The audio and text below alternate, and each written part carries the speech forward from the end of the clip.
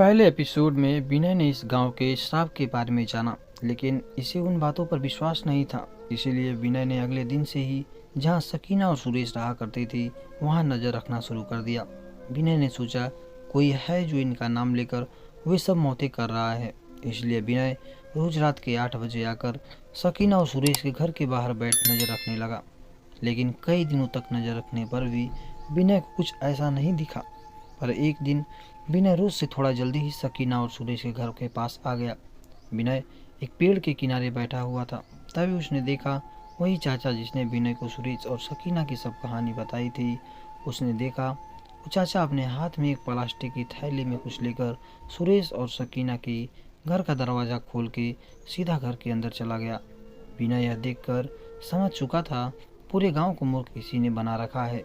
लेकिन विनय उस दिन वापस चला गया, और क्योंकि उसने सोचा अगले दिन आकर फिर देखूंगा और यह कल भी आया तो पक्का यही चाचा इस पूरी घटना का जिम्मेदार है। अगली रात विनय फिर सकीना और सूरज के घर के बाहर आया उसी समय, और उसी पेड़ के नीचे छुपकर उस चाचा का इंतजार करने लगा। थोड़ी देर में उसने देखा वही चाचा आज भी एक प्लास्टिक की थैली में कुछ लेकर सूरज के घर के अंदर जा रहा है। विनय के तो अब पक्का विश्वास हो गया था कि सारी मौत का जिम्मेदार यही चाचा है। उस दिन विनय वहां से चला गया और फिर तीसरी रात को विनय अपनी पूरी तैयारी के साथ आया था। विनय आज सोच कर आया था इस चाचा का तो मैं आज काम तमाम ही कर दूंगा। इस चाचा ने बहुत बेवकूफ़ बनाया सबका। विनय यही सब सोच रहा था तभी वो चाचा वहां आ गया। आज भी वो चाचा अपने हाथ एक प्लास्टिक की थैली लेकर आया था। चाचा ने सुरेश के घर का दरवाज़ा खोला और घर के अंदर चला गया। उसके अंदर जाते ही विनय अपनी जगह से उठा और वो भी सुरेश के घर के अंदर चला गया। विनय भी आज अपनी पूरी तैयारी से आया था। अंदर जाते ही विनय ने उस चाचा को दबोच लिया और विनय ने कहा, चाचा तुम्हारी जान ले लूँगा मैं आज। सभी मौत के जिम्मेदार तुम ही हो। क्यों अब बताओ, क्यों लोगों को तुम मूर्ख बना रहे हो? बताओ मुझे, नहीं तो मैं अभी तुम्हारा गला धड़ से अलग कर दूंगा। चाचा बता दो जल्दी, वरना अच्छा नहीं होगा अब। इतना बोलकर विनय ने उस चाचा को वहीं पटक दिया और अपने पैरों से दबाकर बोला, चाचा 3 गिनती के अंदर बता दो, वरना मैं तुम्हें आज सच में मार दूंगा। इसके बाद चाचा ने रोते हुए कहा, अगर मैंने तुमको बता दिया तो वह लोग मुझे मार देंगे। चाचा की बात सुनकर विनय ने अपने दांत पीसते हुए कहा, अगर तुमने नहीं बताया तो वे तुम्हें मारे या न मारे, पर मैं तुम्हें अभी मार दूंगा।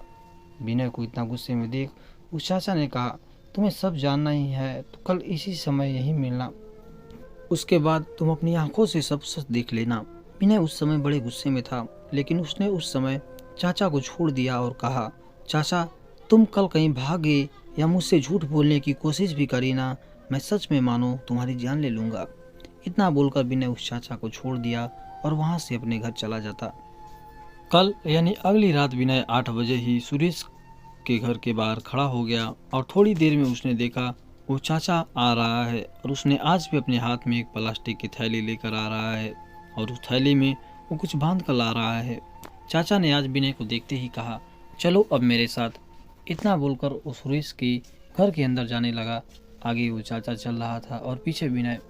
घर के अंदर आते ही चाचा ने अपने हाथ में जो थैली ले रखी थी उस थैली में से 2 समोसे और 2 प्लेट निकालकर दोनों समोसे में चटनी लगाई और बगल के कमरे के दरवाजे के पास में रख दी, और दोनों थोड़ा पीछे होकर खड़े रहे।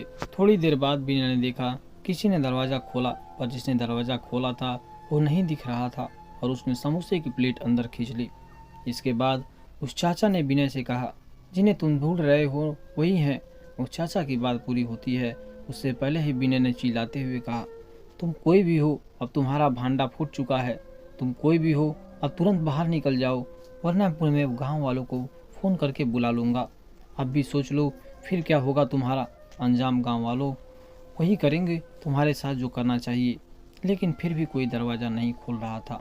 विनय गुस्से में गया और दरवाजे को पीटने लगा, तभी कोई दरवाज़ा नहीं खोल रहा था। उसने विनय के दरवाजे में लगातार लात मार मार कर उस दरवाजे तोड़ दिया, और जैसे ही विनय ने अंदर देखा तो उसके होश उड़ गए, क्योंकि अंदर कोई नहीं था और बस वहाँ समोसा की प्लेट खाली पड़ी थी और प्लेट में थोड़ी चटनी, बस यही सब था उस कमरे के अंदर। विनय यही सोच रहा था, जो लोग इसके अंदर थे वे गए तो गए कहाँ, क्योंकि प्लेट तो 2 थी, इसलिए जाहिर सी बात है अंदर 2 ही लोग रहे होंगे। इसके बाद गुस्से में विनय अपने पीछे मुड़ा और बोला, चाचा बताओ कहाँ गए वे लोग, कहाँ भाग गए चाचा बताओ, उन लोगों के क्या नाम थे, कौन हैं वो लोग। विनय बिना रुके बस बोले जा रहा था। तभी किसी ने उस चाचा को कमरे के अंदर खींच लिया और विनय को बाहर धक्का दे दिया और वो टूटा हुआ दरवाज़ा भी अपने आप बंद हो गया। और उसके थोड़ी देर बाद से ही विनय को अंदर चीखने चिल्लाने की आवाज़ आने लगी। ऐसा लग रहा था कोई चाचा को मार रहा है, क्योंकि चाचा दर्द से तड़प कर चीख रहे थे। लेकिन थोड़े समय बाद वो सब आवाज़ें आना बंद हो गई। इसके बाद वो बंद दरवाज़ा खुला।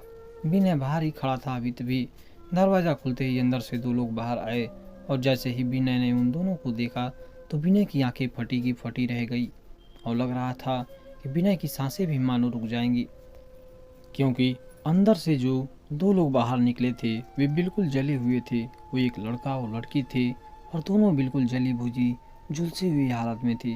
उनका चेहरा बड़ा ही भयानक सा था और दोनों ने बाहर आते ही विनय से अपनी डरावनी आवाज़ में एक साथ कहा, आगे की कहानी अगले एपिसोड में। आशा करता हूँ ये आपको श्रापित गांव की कहानी पसंद आई होगी। अगर वीडियो पसंद आया है तो प्लीज़ वीडियो को लाइक करें, कमेंट करें और चैनल पर नए हैं तो चैनल को सब्सक्राइब कर बेल आइकन प्रेस कर लें, सो दैट आने वाली नेक्स्ट वीडियो का अपडेट आपको मिलता रहे। प्लीज़ चैनल को सब्सक्राइब कर लीजिए।